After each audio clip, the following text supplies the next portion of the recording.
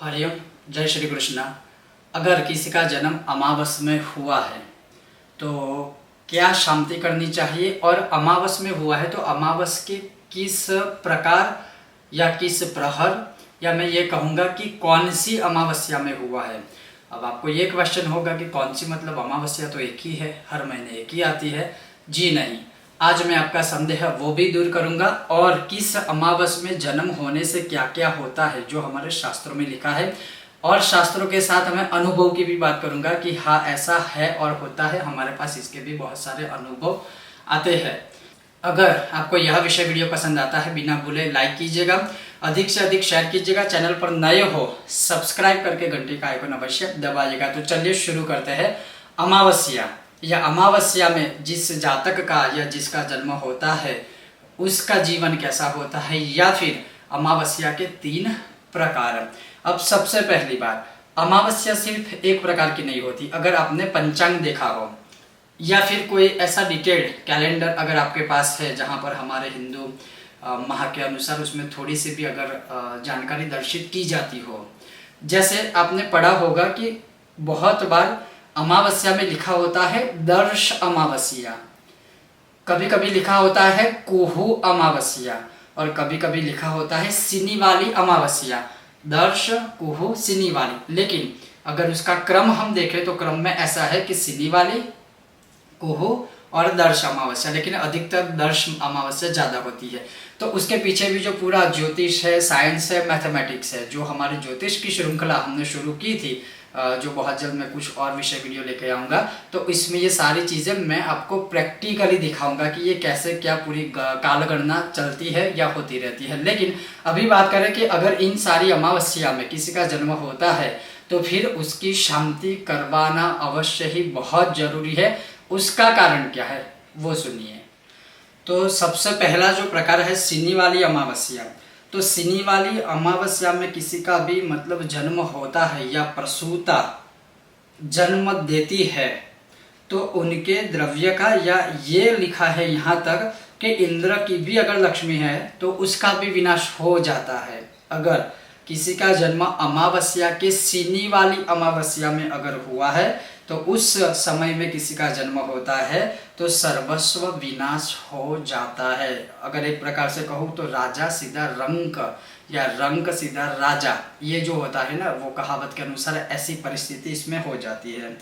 उसके बाद लिखा है कि कुहू में अगर किसी का जन्म होता है तो वह सर्वदोष कारक है, सभी प्रकार के दोषों से वह जन्म लेता है, चाहे वो पूर्व जन्म के हो, और साथ इसी जन्म में भी बहुत प्रकार के कर्म दोष हो जाते हैं।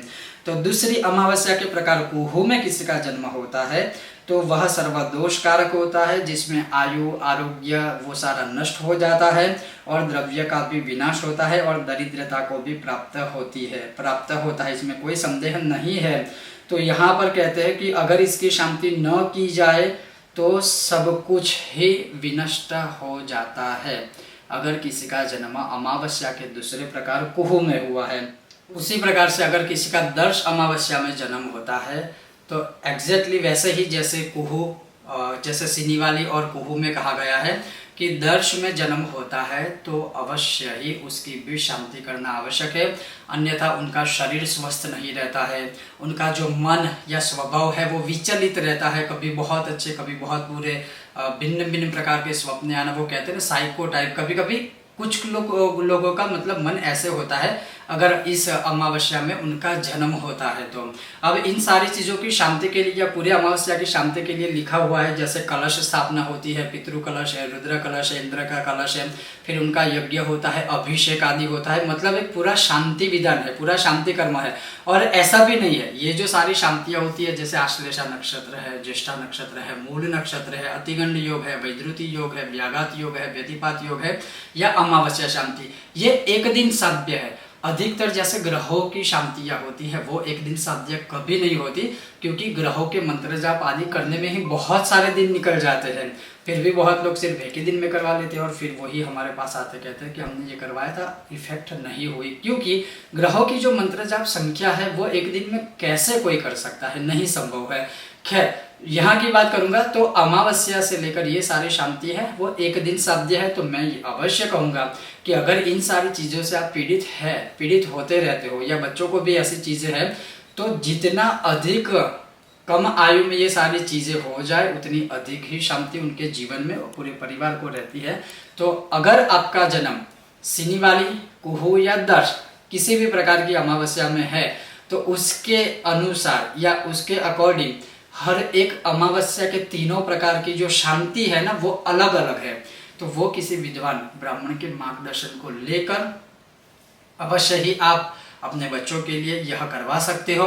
ये करने से एटलीस्ट इस जन्म में तो इस आप दोष से बच पाओगे, इसमें कोई संदेह नहीं है। तो इस प्रकार से अगर किसी का अमावस्या में जन्म हुआ है तो जीवन ऐसा होता है।